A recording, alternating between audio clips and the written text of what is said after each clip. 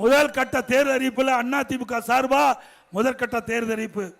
இன்றைக்கு ஒவ்வொரு மாதமும் நம்முடைய மகளிருக்கு 2000 ரூபாய் குலவிளக்கு திட்டத்தின் மூலம் எல்லா குடும்ப அட்டையில் இருக்கின்ற குடும்ப தலைவிக்கு 2000 ரூபாய் அவருடைய வங்கி கணக்கிலே செலுத்தப்படும். இப்போ மகளிர் தான் நகர பேருந்துல கட்டணம் இல்லாம போறாங்க.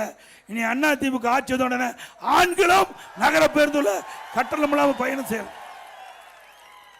அனைவருக்கு வீடு, ஏழைகளா இருக்கின்றவர்கள் அனைவருக்குமே அற்புதமான காங்கிரீட் வீடு கட்டப்படும்.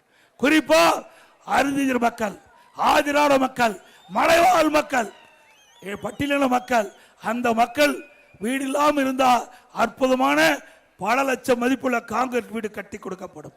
அதே போல இந்த பட்டியலின மக்கள் குடும்பத்திலே திருமண வயது அடைந்து திருமணமாகி தனி குடுத்தலம் போனா அவருக்கு அரசாங்கமே இடம் வாங்கி காங்கிரீட் வீடு கட்டித்தரப்படும்.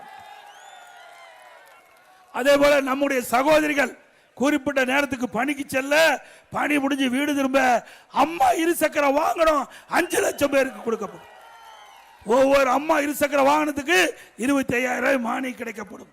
அதே போல முதியோர் உதவித்தொகை 2000 உயர்த்தப்படும். அதே போல மாணவர் கல்வி கடன் ரத்து செய்யப்படும்.